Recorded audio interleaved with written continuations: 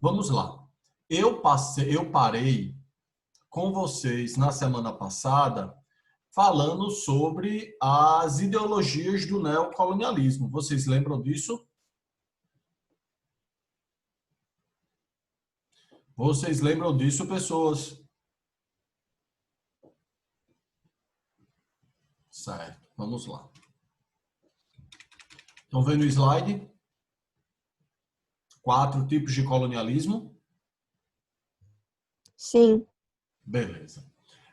Eu tinha falado para vocês na semana passada sobre o processo de construção da mentalidade imperialista, certo? A questão do darwinismo social, a questão cultural de impor, né, uma civilização aos bárbaros e toda aquela questão que a Europa vai carregar no final do século XIX de se achar o último biscoito do pacote de bolo aí e de começar a submeter a região, né, o continente asiático e o continente africano sobre a sua vontade, sobre o seu domínio, sobre o seu desejo, certo? E a partir daí vai ser estabelecido várias formas de você recolonizar as regiões. Então, se a gente volta para o século XV, certo? Se a gente tem um retorno para o século XV e XVI, e você inicia as primeiras colonizações, quando tem aqui no Brasil, como vai ter no que hoje é o México, como vai ter no que hoje é a Argentina, como vai ter no que hoje é os Estados Unidos, né, que é a nossa colonização do século XV e XVI, essa colonização ela estava ligada a você explorar a terra, certo? Explorar a terra, explorar as riquezas da terra, seja ouro, se encontrar, seja através da plantação, tudo bem? Só que agora, no século XIX, a gente vai estar num estágio diferente do capitalismo. No século XVI existia o mercantilismo, que não era um sistema capitalista, e a função dos caras era estar lá acumulando ouro e prata, acumulando ouro e prata, acumulando ouro e prata. Quando a gente está no século XIX, no neocolonialismo, a estrutura de exploração dessa galera ela vai ser diferente porque o capitalismo estava em um novo estágio. A partir de agora, e como eu disse para vocês na semana passada, a busca por a ocupação e a exploração dessas regiões, ela estava ligada a 2 fatores. Vocês lembram quais são eles? Eu dou um ponto na prova para quem acertar, para quem falar. Econômicos e sociais, não. Eu quero detalhe, sórdido. Um ponto tem que ser específico, uma resposta específica.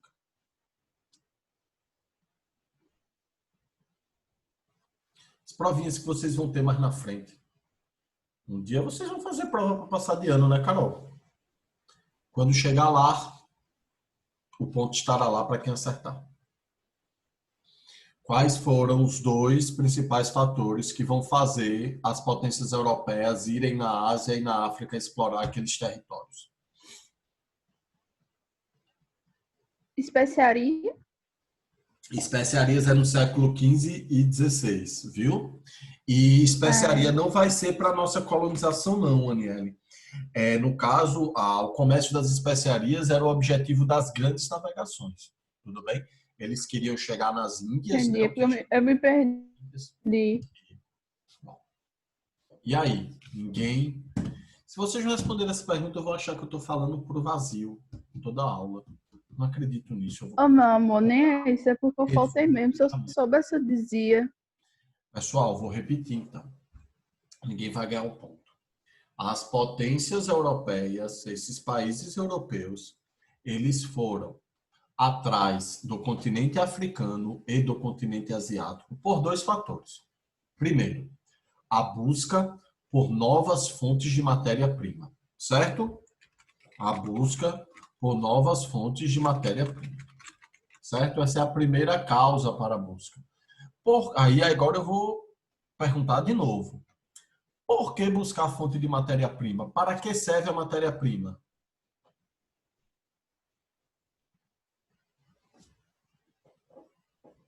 Existe alguma utilidade? O que seria essa matéria-prima? Construção, Qual a matéria-prima da construção civil, então? Já que você falou. madeira, minério, essas coisas, eu não A sei. construção civil? Qual seria a matéria-prima da construção civil?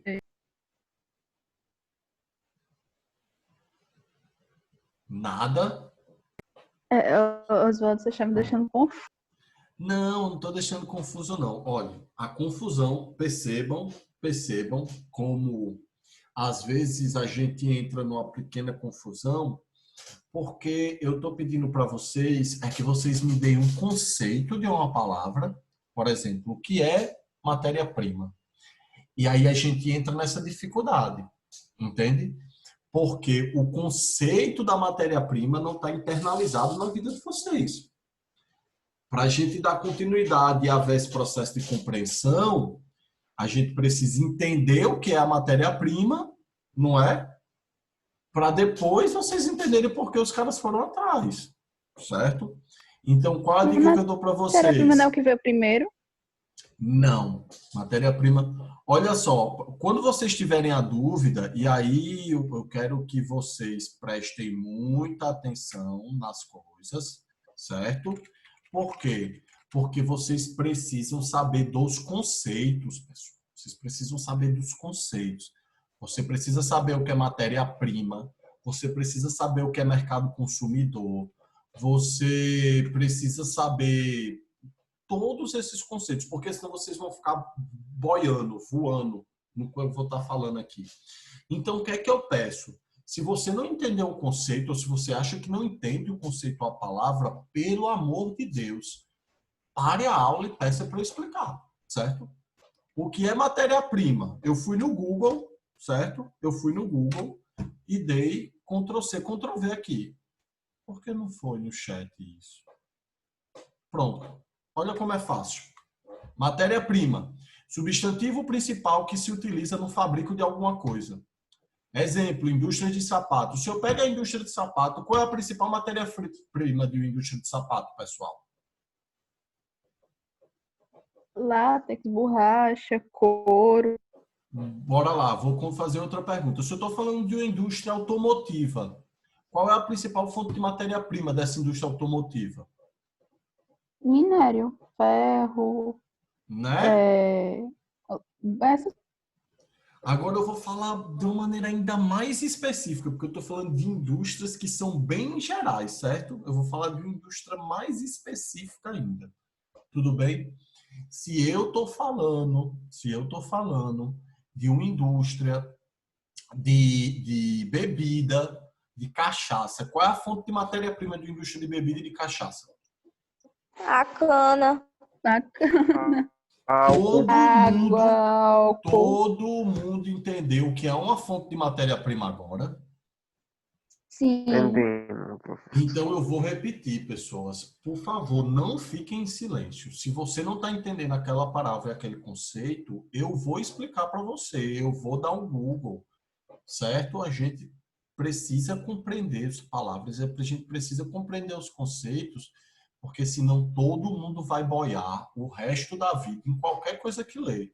Senão vai ser uma cacofonia. Você vai ler uma coisa e não vai entender nada, porque você não sabe as palavras, certo? Você vira literalmente um analfabeto funcional.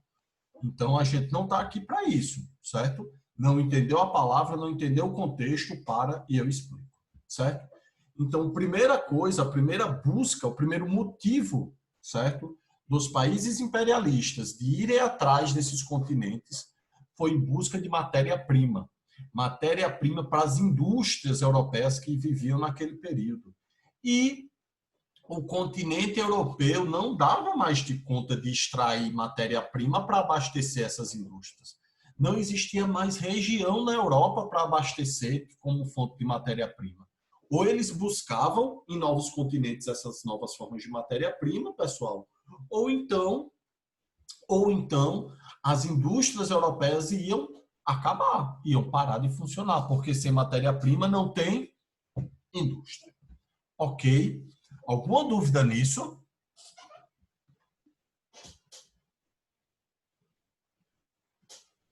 Nenhuma? Certo.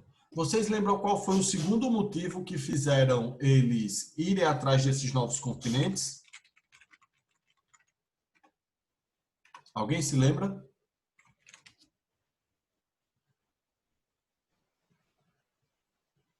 Ninguém se lembra?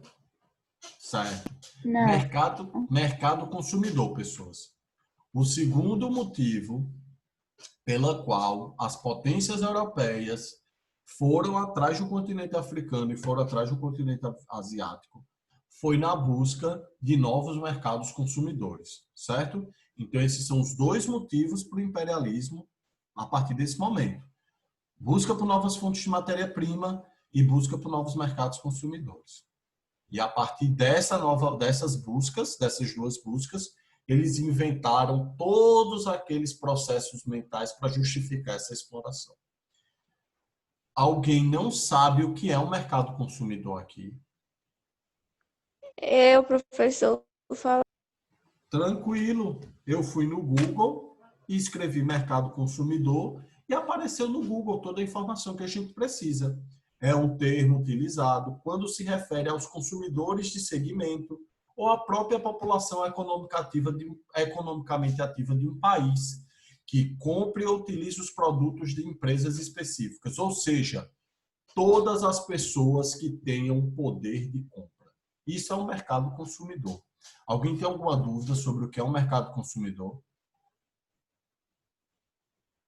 Não. Tá tranquilo de verdade? Todo mundo está É entendendo isso como aqui? se fosse, é como se fosse um comerciante indo comprar algo em alguma indústria? Não, não, Lívia. O mercado consumidor é você quando sai e compra um produto. Entendeu? Entendi. Você não é uma consumidora? Você não Sou. compra? Você faz parte do mercado consumidor. Pegue você e Entendi. multiplique pelas pessoas. Acabou. Então, eu tenho um mercado consumidor a partir de divisões geográficas. Eu posso falar, o mercado consumidor brasileiro caiu 10% por causa da crise do coronavírus, ou seja, todas as pessoas do Brasil que consomem, mercado consumidor brasileiro. O mercado consumidor bananeirense caiu 5% depois do fechamento por causa do coronavírus. Todas as pessoas que consomem em bananeiras, certo?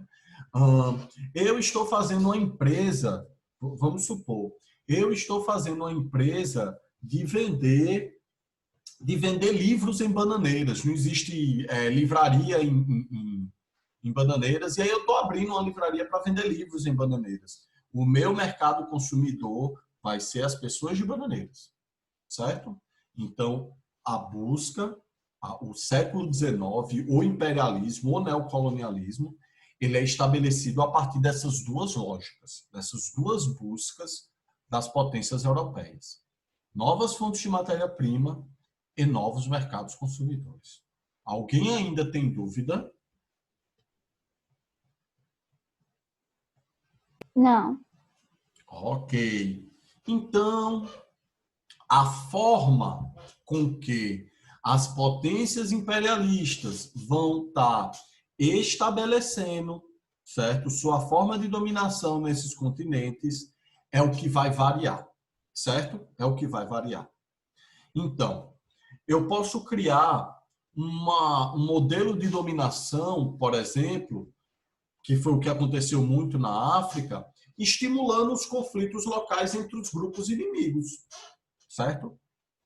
Então, o que é que o rei Leopoldo II da Bélgica, um dos maiores assassinos da história, certo? Se você acha que Hitler matou muita gente, pesquise sobre esse cara, Leopoldo II, e você vai ver as milhões de pessoas que esse cara assassinou. Como é que ele fez, como é que esse rei belga fez para estabelecer um domínio na África? Ele pegou grupos políticos sociais de tribos rivais históricas lá na África e ele botou essa galera para tretar, botou essa galera para brigar, fez uma divisão do território, botou esses grupos juntos nesse mesmo território e disse, o vencedor vai dominar. E aí a galera começou a o quê? Ó? Brigar, brigar, brigar, brigar, brigar. Eles se enfraquecem, porque a briga entre os mesmos povos enfraquecem esse povo. E aí o rei belga, e aí a Bélgica entrou dominando aquela região, que é a região atual do Congo, certo? Da República Democrática do Congo, que é um país africano hoje. O Leopoldo II pegou toda a população dessa região para trabalhar agora para ele, para trabalhar nas minas, para trabalhar na plantação, para trabalhar na produção, na prospecção, certo? O termo é esse. Prospectar é você tirar, pegar aquele negócio. Principalmente em áreas de minério, certo? Principalmente em áreas de minério, né? Busca por carvão, busca por pedras preciosas, busca por novos materiais que iriam ser usados na nascente indústria siderúrgica, porque a química estava se desenvolvendo muito rápido a partir de agora, certo? E aí, a exploração do continente africano a partir disso fez com que pequenas elites europeias, que eram dirigentes europeus, fossem para a África para estabelecer esse domínio. Ou seja, eu pegava uma elite, eu pegava um pequeno grupo, pegava meu exército, tretava a galera, fazia a galera brigar e depois controlava aquela região, extraindo as fontes de matéria-prima que eu queria. Tudo bem, alguém não entendeu isto e quer que eu repita. Alguém quer que eu repita sobre esta forma de dominação e exploração que ocorreu no período? Repita. Repito, não tem problema. Olha, a gente vai ter, como eu disse para vocês, várias formas de você dominar aquela região, certo? Eu estou trazendo uma forma, a gente vai ver várias aqui. Eu estou trazendo uma forma. Que forma é essa? É o que está aí no slide, que é o que a gente chama de colônias de enquadramento. Como é que funciona? Eu exploro os conflitos entre os vários grupos. Então, vamos pegar, fazer um exercício de imaginação, certo? E vamos falar das tribos indígenas, das duas principais tribos indígenas que a gente tinha aqui na Paraíba, no momento da fundação da cidade, no momento da fundação do nosso estado. A gente tinha os Tabajaras e a gente tinha os Potiguaras, certo? Tabajaras e Potiguaras, eles eram inimigos uns dos outros, beleza? Eles eram inimigos históricos uns dos outros. E aí, o que é que os portugueses fizeram? Os portugueses pegaram as duas tribos e botaram elas para brigar. Os portugueses se aliaram aos Tabajaras, que eram inimigos dos Potiguaras, e eles brigaram, certo? Do mesmo jeito, os impérios no século XIX na África fizeram igual. Pegaram tribos, pegaram povos que eram inimigos e botaram eles para brigar pelo controle de uma mesma região. A partir do enfraquecimento dessa galera por causa desses conflitos, os impérios europeus chegavam com seus exércitos e chegavam com seus dirigentes e passavam a controlar aquela região. Beleza? Alguma dúvida ainda? Alguém não entendeu e quer que eu explique de novo? Eu explico de novo, viu? Não tem preocupação. Tá de boa mesmo? Vou supor que sim, certo? Ah, vou repetir. Repito, Carol, repito, Carol. Bora lá. Vamos pegar uma região da África, certo? Vamos pegar a República do Congo, certo? Vamos pegar a região do Congo. Vamos pegar o mapa. Deixa eu mostrar para vocês um mapa aqui, ó. Estão vendo esse mapa? Todo mundo está vendo esse mapa? Sim. Beleza, ótimo. Tá vendo essa região aqui azul, ó, que tem Congo belga? Tá vendo essa região aqui?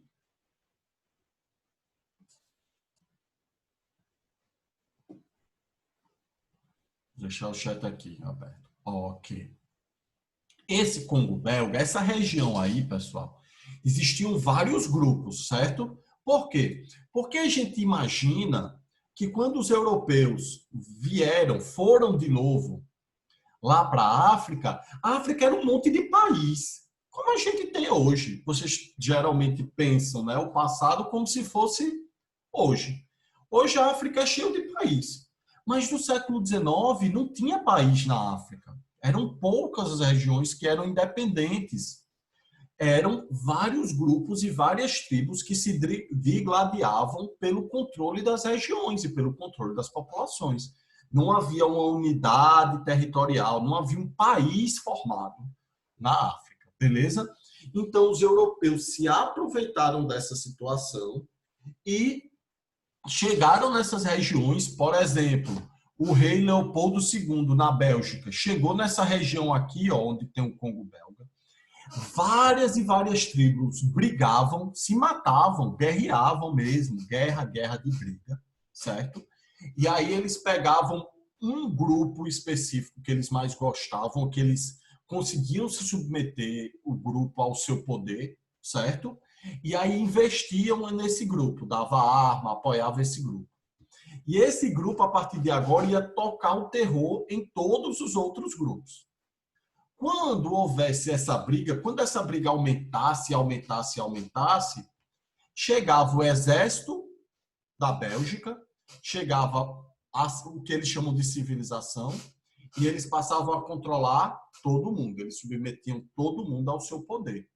E a partir daí eles criavam uma nova colônia, e eles começavam a explorar essa colônia. E aí, o que a Bélgica fez no Congo, todos os países, todas as potências imperialistas fizeram. Então, aqui, ó, eu peguei o exemplo do Congo belga, tá vendo? Mas você vai para baixo. África do Sudoeste alemã, África Oriental britância, África Oriental alemã, Rodésia do Norte, Rodésia do Norte, Rodésia do Sul, União da África do Sul, Suazilândia, Sudão anglo-egípcio, certo? Somália britânica, Somália italiana. Preciso estar repetindo os países que passaram a exercer esse controle na África. Todo mundo entendeu isso? Carol, a exploração das regiões, ela ocorria a partir da matéria-prima que eles queriam e do que a região poderia oferecer, certo? Então, se você pega o Congo belga, esse caso específico do Congo belga, o que a gente vai ter vai ser minério de ferro, aço, diamante, pedras preciosas, ouro e etc. E também eles usavam as regiões que podiam plantar para a agricultura, certo? Então, a exploração do território estava sempre voltado para conseguir obter novas fontes de matéria-prima, certo? Esse foi o principal objetivo do neocolonialismo europeu na África. Beleza? Tá de boa. Eu repito de novo, viu? Eu não estou estressado, não. Estou tranquilo. Vocês acham que eu sou estressado, mas vocês sabem que eu sou da paz. Todo mundo entendeu? Massa. Então, o que é que vai acontecer? Muitos países, muitas potências imperialistas europeias, certo? Vou estar repetindo a mesma palavra para vocês fixarem na cabeça. As potências imperialistas europeias, Bélgica, Inglaterra, Holanda, Alemanha, Itália, elas se reuniram, elas organizaram um tratado político, elas fizeram uma união política para dividir o próprio continente. Acho que eu não botei aqui. Eles dividiram para dividir o próprio continente entre eles, certo? Aqui eles fizeram um acordo para dividir o continente africano entre eles, ou seja, para se evitar guerra, para dizer assim, velho, é melhor a gente se organizar, a gente faz uma reunião, divide todo mundo aqui, o que cada um quer, porque senão a gente vai guerrear, senão a gente vai, para treta. E é melhor a gente evitar essa treta, né? Porque quanto mais guerra, mais massa fica. E aí o que é que acontece? Em 1870 e 1871, eu vou botar no chat, nasceram dois países. Estado-nação. Lembra o Estado-nação que eu falei para vocês?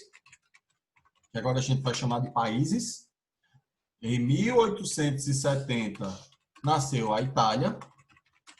Em 1871 nasceu a Alemanha. Beleza? Foram... Deixa eu escrever a Alemanha com tio, ó. Foi mal, pessoal. Pronto.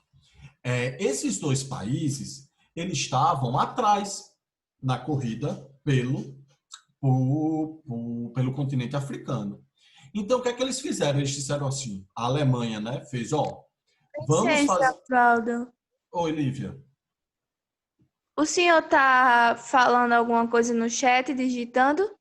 Tô. Não tá aparecendo, viu?